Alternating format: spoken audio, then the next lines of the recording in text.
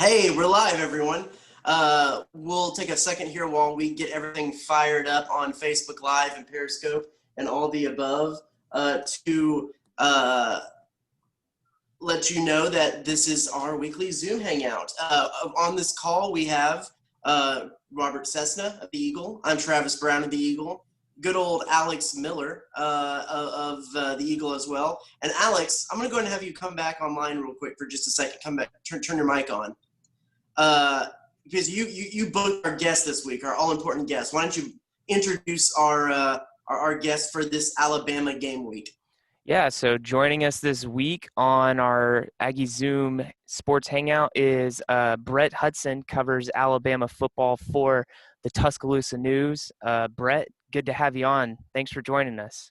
Yeah, thanks for having me, guys. I didn't know that Zoom could do all of this multi-live streaming at the same time. So y'all have figured out the technology a lot better than I have. We didn't either until, we had way too much time on our hands to sit at home while no sports was happening. Brett, thanks so much for joining us.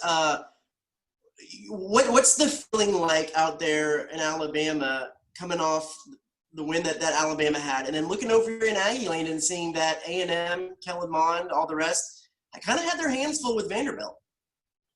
That's a tough scene for sure. Naturally, the feel around Alabama after beating a conference team on the road by 19 points is to complain about the second team offensive line and some of the tackling issues throughout the game. That's just how Alabama and its fan base works. So a 19-point win on the road in the conference just ain't good enough in these parts. But on the whole, I think the performance was about what you would expect of it, or what you would hope of it. You're more or less trying to prevent as much offensive regression as possible as you hand the keys over to Mac Jones, and you're without the two wide receivers, Jerry Jeudy and Henry Ruggs III, who are now first-round draft picks for the Broncos and the Raiders, respectively.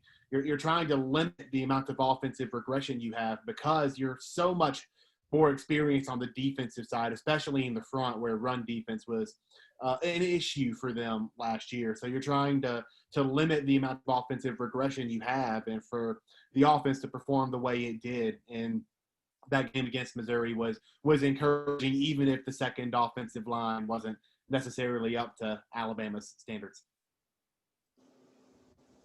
First of all, it's just nice to talk to somebody that admits they know Alex. But I'm wondering, first of all, what kind of atmosphere do you anticipate when you look at people going to Alabama? You said right off the bat they're probably not going to have much of a chance anyway. What's on the field? I'm interested. What do you think is going to happen with the 20% in the stadium fans? I'm very interested to find out. They did incorporate some students into the number, so I think you're going to get a certain amount of atmosphere from them, since they're the ones that are more likely to be ruckus and make noise than the others. But there's also a lot of high value donors that made that pool that aren't necessarily as likely to be the big noise generators of Bryant-Denny Stadium either. I think the thing that I'm most interested in is walking around the quad on the day of the game, because it's normally filled with tents and there's people tailgating all across campus, and tailgating has been shut down here at Alabama for the season. So that's definitely going to be a different vibe and a different scene. But this is also the first time Alabama's playing in Bryant-Denny Stadium since there was a renovation to it. They brought down the capacity a little bit. It's just over 100,000 now with the new renovation. There's some new student amenities and things like that. It's more geared to the modern day consumer who is not necessarily as thrilled to sit in a sweat box for 3.5 hours with nothing in front of them but that football game. There are more things that go into the atmosphere nowadays, and the renovation to the stadium was supposed to reflect that. So there's a lot of things going on with the stadium that I'm interested to see, but the environment, I assume it's going to be similar to how it's been around the country, where it's what it was, just a lot quieter than it used to be. Mentioned Mac Jones, the new quarterback. What is the vibe around him? And it's got to be a tough spot to be in, to be that guy to follow Tua and what he was able to do there and kind of bring a offensive revival in Alabama. Right. There's a lot of skepticism about Mac Jones from the fan base anyway, because you have to take what he did last year into certain context. Twice had to come in more or less at halftime for an injured Tua Tagovailoa against Tennessee and Mississippi State. And so throw those two out because he's coming in at halftime. It's not a situation he was necessarily prepared for. You're kind of hesitant to evaluate a person on that. Two of his four starts came against Arkansas and Western Carolina, a just garbage football team, and then an FCS team in Western Carolina. So you don't want to evaluate him on that either. You're more or less left with the Iron Bowl and the Citrus Bowl. And in the Iron Bowl, he threw 2 interceptions that turned into 14 points for Auburn. So in a rivalry game that you lose by 3 points, 2 interceptions that turn into 14 points, that's going to be remembered by the fan base. And there was a not insignificant section of the fan base that thought that the 5-star freshman from California, Bryce Young, would be a better option for the offense than he was. I wasn't in agreement with that because, yes, the 2 interceptions were preventable mistakes, but there were 30-some-odd throws on the road against one of the best defenses in the nation that went pretty well for Mac. Those things happen for a first-year starter in a situation like that, and then he performed pretty well in the Citrus Bowl. So there was some skepticism around Mac, but he has the talent necessary to operate this offense at a high level. He has everything he needs. This offense has to test teams downfield because they have the wide receiver talent to do so, and he has the arm to accurately place the ball 30, 35, 40 yards downfield. He can do that. He's intelligent. He has experience in the offense. I think he's going to run the offense reasonably well. He's not Tua. Almost no one is Tua. He's not going to make some of the throws that Tua could make, but you don't have that guy most years anyway.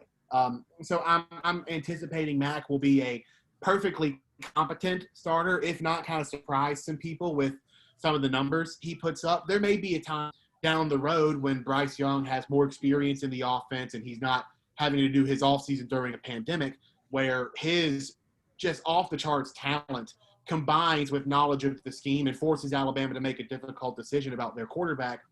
I don't anticipate that happening this year because Mac is perfectly capable of doing everything they need to do offensively. Brett, if we get back to that defense, you touched on, last year on the outside looking in, reading it wasn't a Saban defense. Some people said injuries. I know from watching it, A&M had 389 yards last year, and if it wasn't for kicking game, A&M would have been even a lot closer in that ball game, and A&M really wasn't a great offensive team last year. But everyone said about how much better, what I've read, that this defense is going to be. So what has transpired to think that Alabama will be back to an old, let's say, top 5 defense? Mostly health. They lost both of their inside linebackers last year to season-ending knee injuries in the preseason, and then they lost, at the time, their second most experienced defensive lineman, now their most experienced defensive lineman, LeBron Ray, to a foot injury in week 3 against South Carolina that kept him out for the rest of the season. So LeBron wasn't on the field when Bama played Texas A&M either. So health contributes a lot. And one of those inside linebackers they got back was Dylan Moses, who's an all-SEC caliber guy in 2018. And had he been healthy last year and repeated what he did in 2018, he very well could have been a first-round draft pick last year. But now he's back, and he makes a big difference because Bama replaced those guys with 2 freshmen. They replaced them with Shane Lee and Christian Harris. And this defense gets dumbed down for no one. They ran the defense the way they draw it up to be ran, and the freshmen they had difficulties communicating it the way it needed to be communicated because it's a lot of information to put on someone who hasn't done it before, and they struggled for those reasons. But with Dylan Moses back, that seems to be getting a lot better, and they played so many freshmen on the defensive line too. There are guys like Byron Young and Justin Aboigbe. Christian Barmore was a redshirt freshman last year. Maybe he'll be healthy in time for this week's game against Texas A&M. There were so many freshmen that gained valuable experience last year. DJ Dale is another one, and they anticipate getting some growth in that regard too. Now they have some missing pieces in the secondary last year. They lost 3 of last year's 5 starters there. But the run defense should be significantly improved, both from health, having some of their top players back, and then the experience that the freshmen gained at some of those key positions last year. Brett, how did Alabama come back from the break that COVID the break that COVID gave everybody, and what has been those kind of COVID procedures as they've moved forward? Well, they kind of beat their chest about testing daily. They were pretty proud about that. They started that not long before the season started. They felt like that was the most safe thing they could do. And really, Alabama hasn't had a ton of COVID issues. Like, I know A&M lost its best wide receiver to a opt-out for the season. Alabama really hasn't been hit by a hard opt-out. Now, I do think that part of that is it goes back to the guys that are on the team, the guys that came back. They clearly had something to prove. They lost a lot of guys to the draft last year. They lost Ruggs and Judy and Jedrick Wills because those guys didn't have much left to prove. They had done everything they could do in college football. But Alex Leatherwood, who's back on the offensive line, Devontae Smith, who's back at wide receiver, Najee Harris back at running back, some of the guys on defense too, they still had something to prove. So they came back to school for a reason, and they were highly motivated, mostly by potential dollars in the NFL draft, to play this season. They felt like they had more to prove, and they needed to play a season to do that. So Alabama's been pretty lucky in that regard that they haven't been hit with some COVID opt-outs. Now, they've had a couple, but they haven't had any that's had nearly an impact as Jamon Osborne leaving Texas A&M, that's for sure. Brett, this will be the third time, since Jimbo's come to A&M that he's going to play Nick. Used to work for Nick, and I watched him yesterday. I guess it's so old hat that Saban runs into so many former assistants. That's not even brought up. So you guys just figure this is just another game that, when he plays a former assistant, it's barely a note in you guys' advances. More.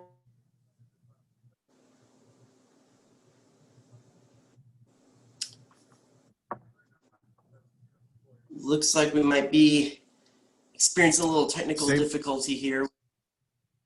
Saban didn't like that question.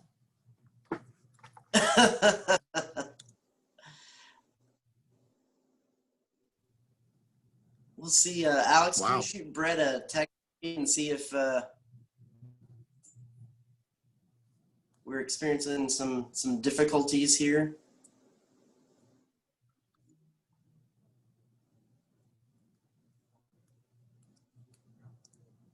We'll see. We can go in. I can understand with this. See, so we can take a moment here, and we can keep breaking down a little bit of the game coming up. But let's first. I know we talked about last week or after the game on Saturday, kind of how peculiar that game was to watch. How much of a win it didn't feel like. A couple days removed, and as we move on to A&M facing Alabama, what's kind of been your thoughts on that game against Vanderbilt? Well, Travis, and we talk about this often. The last few weeks, we're talking about Osborne leaving and Hines and how that would affect the team and whatever. Now we're talking about how bad that Vanderbilt game was. Man, A&M needs a good field story. I mean, let's be honest. It's early in the season, and they're going to Alabama where they're 17-point dogs. Even if they'd go down there and play well and lose, I think that would be a positive. They need positives, and Alabama's a tough place to go get positives, but A&M needs positives, and I know Brett hopefully is back with us now. People don't get a lot of positives going to Alabama unless you're Ole Miss, maybe going back in the days and you freeze, what have you, and Malzahn once in a blue moon. But A&M needs a pick-me-up, and Alabama's season opener is a tough place to get a pick-me-up. Glad you're back, Brett, by the way. Yes. So to go back to your question about assistants, it happens so often these days. Jeremy Pruitt's at Tennessee, Jimbo's at Texas A&M, Will Muschamp is at South Carolina. There are others sprinkled throughout both the SEC and the prominent programs elsewhere. Billy Napier is at Louisiana Lafayette, for example. Mel Tucker's at Michigan State now. There are just so many that it's not something that hits the radar locally, especially because Saban's undefeated in those games. It'd be one thing if he had taken a lump here or there, but he hadn't lost one yet. It'll be on the radar once he loses one, but it's not right now. And as you kind of just got done hinting at, I doubt this is the one that the one that Saban takes. Yeah. So following it up, of course, Kirby's the main one, but what about Kiffin? I mean, come on, Kiffin. Do you think Saban will have a little bit extra for playing Kiffin? It wouldn't surprise me, given the different terms of the departure between those two. It wouldn't surprise me. That was a weird circumstance. It seems likely that Kiffin will have something extra for Saban, if nothing else, because he knows that's a big statement opportunity for someone who's trying to make a statement and do things a little bit differently at a place like Ole Miss. So that would make sense. I have a question for y'all, actually. To your point about Jimbo needing something positive here, what would be deemed positive? Obviously, a win would be deemed positive, but would a 10-point loss be positive? Would a 14-point loss be positive? What would it take? I think that it doesn't necessarily have to do – I mean, the score is going to play a big part in it. But going back to what they did against Vanderbilt and going back even to last season, I think that they need to show some continuity on offense. I think Kellen Mond needs to show that he can continue to make strings of good passes and accurate passes, and they can move the chains. And even if they lose, but the offense looks like it's building some momentum, I think that would be a win because there was too much offensive stall-outs and too much offensive inconsistency, and it's what everyone is expecting to be a pretty not great Vanderbilt team here that doesn't point in any direction positively towards this season going well. Cease, what do you think? Yeah, I think the key word is, and I'll be a typical sports writer, to write some columns once, so I'm being vague.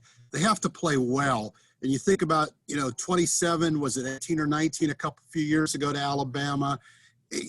Cut down the turnovers, don't do something stupid on the kicking games.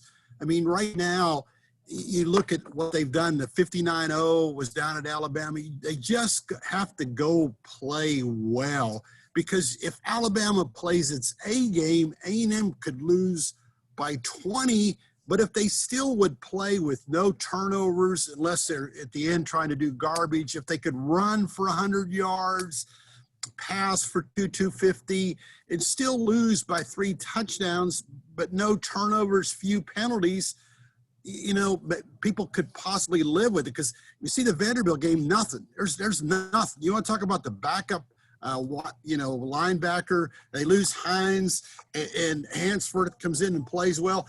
That just doesn't cut it. All the talk this week is negative. You go into chat rooms, people answer your columns. I go out to eat. People go, what's wrong with the Aggies?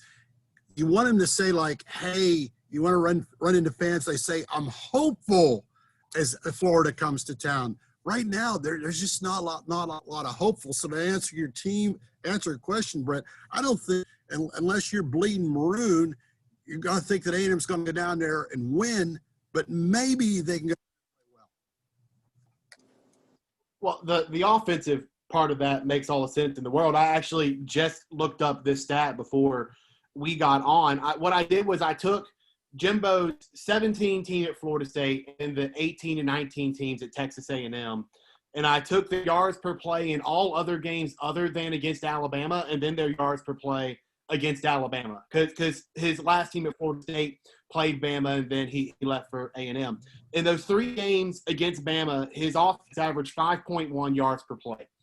In every other game of those 3 seasons, it averaged 6 yards per play. So playing Bama has more or less cost Jim Fisher 1 yard per play over the last 3 seasons. And when you factor in that these offenses, even at a slower pace like Jimbo is, they're running in between 60 and 75 plays a game, that 60 to 75 yards very well could be the difference for A&M fans feeling positive out of possible, if not likely, L in Bryant-Denny Stadium.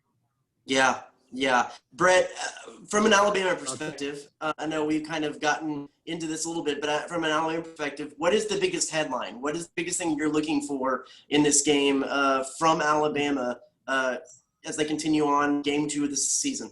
Oh, that's a good one. I think the run game was pretty good against Missouri. The second team offensive line issues notwithstanding. The pass game could have been more explosive, but I don't think that's as much of an issue. I think people are waiting for this secondary to be tested. We mentioned that the run game is expected to be the run defense is expected to be significantly better this year. They were tied for 43rd in the nation last year in yards per carry allowed, but they were one of the best pass defenses in the country last year, and they lost their starting deep safety, actually both of their starting deep safeties and their starting nickel corner. They lost 2 safeties and 1 corner. So they've replaced the corner with Josh Jobe, a immensely talented young cornerback who has yet to prove that he can handle the nuances and the techniques of being a corner. They replaced a deep safety with someone who was a second stringer last year. And they have a freshman at nickel corner, a guy named Malachi Moore, out of the Birmingham area, incredibly talented player, but he's a true freshman starting in Bama's secondary. It's an inexperienced secondary in a lot of ways, in a lot of aspects, and I think Alabama fans are waiting for that secondary to be tested. Maybe Kellen Mond can do that. I imagine y'all would be more apt to answer that question than I am, but I think Bama wants that secondary to be tested, be it this week or definitely against Ole Miss, because they're going to try some stuff, if nothing else, with Lane as their head coach. But I think people want that secondary to be tested a little bit more than Missouri did. Brett, other than, we know outside looking in Jones, Harris, Smith, Waddle, those names come off my fingers just like anyone else. Who's a player or two for Travis and I or the fans to watch that might be a game changer Saturday that we're not familiar with from Alabama? On the offensive side, I'd say John Mechie III, the number 3 wide receiver. He's somebody who last year probably would have started on at least 110 FBS teams last year. But at Alabama, he was playing behind Jerry Jeudy, Henry Ruggs III, Devontae Smith, and Jalen Waddle. Now those two of those 4 are gone. Mechie has elevated himself to be the number 3 wide receiver, and he performed pretty well against Missouri. So he's someone that you could see, because you can throw all the attention at Devontae Smith because he's one of the best wideouts in the country. You can focus on Jalen Waddle, and you probably should. He's lit Texas A&M up in the last 2 meetings. But if you do all that, you're probably leaving some openings for John Mechie, who's a perfectly capable wide receiver. He's the one on offense, and defensively, frankly, I think Bama's still trying to figure that out.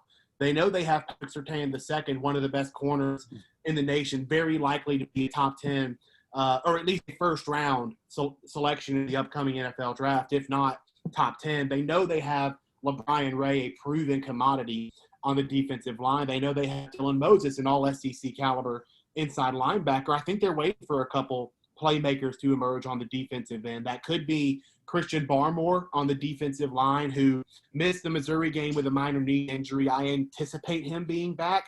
He showed some pass rush prowess last season in limited roles. Maybe he can step up and be that guy. They have a really promising freshman at outside linebacker, Will Anderson Jr., who I kind of thought was going to see the field immediately in some pass rush packages, but he was your straight up starting outside linebacker for Bama against Missouri. So maybe he blossoms and uses some of those physical gifts early. And there's some other candidates around the field, but I think offensively, John Mechie III is that guy, your number 3 wide receiver. And defensively, I think Bama still wants to figure out who their top 5 playmakers are. They know 3 of them. They're waiting for more to emerge. Here's something that always fascinates me, even though we're getting more and more into the days where this is not necessarily a point of conversation. But with A&M still as one of the new kids on the block, how is A&M perceived to the Alabama fan base? Are they a full much part of this conference now because of what they've been able to do and the time that they've been in the conference now. How is the program and the school felt by Alabama fans from your perspective? I think they think it's a good fit. There are a lot of cultural aspects about Texas A&M that make it fit pretty well with the SEC ethos. It is kind of interesting that Bama's playing the two new additions to the conference in its first 2 weeks of this modified season. I think Alabama fans are far more receptive to A&M being in the league than they are to Missouri being in the league. There are a lot of things about Missouri that really don't make sense in the SEC, except for the fact that they give you a different television market to tap into, and you can kind of increase your financial potential that way. But Texas A&M makes a lot of sense in this league. They invest a lot in football. They're naturally gifted or privileged in that way. They're very, very rich, as all of your listeners know. They have access to talent in the state of Texas. They're good at baseball, which helps a lot. They also bring an equestrian program, which I'm sure Auburn and Kentucky were super thrilled about. But they fit culturally in a lot of ways. If nothing else, it gives Alabama fans an opportunity to get out there and go get some Torchy's tacos or some excellent I know I personally appreciate that. As someone who was at Torchy's Tacos a lot later than I should have been the weekend of that A&M game last year, I certainly appreciate that greatly. Well, next time you get in town, I mean, Torchy's is good, but we got to point you in the direction of Fuego. Fuego's good tacos. Look, you're not going to make me say no to a taco. I'm all for it. Brett, I can tell you, you've done your homework a la Alex. So good stuff. I'm telling you, I feel like I can go right in advance now. You can. I hope you can. Exactly. Well, I think that's all we have for you today. Brett, thanks so much for giving us a few minutes of your time, helping us break down this big game this weekend, and hope happy writing. Yeah, thanks for having me, guys. I appreciate it. Well, and real quick, let you go. How can people find you, contact you, find your work? Yeah, I'm on Twitter at Brett_Hudson. I'm on Facebook and Instagram too, and the website is tidesports.com. I've written about screens already because I'm a serious nerd, and I'm about to have a feature on the punter. So I have a problem, and if that's your type thing, it's on tidesports.com. Cool. All right, Brett. Well, thanks so much. Be sure to check out some of his work, and we'll be back with more Zoom Hangouts for y'all pretty soon. Thanks, everybody.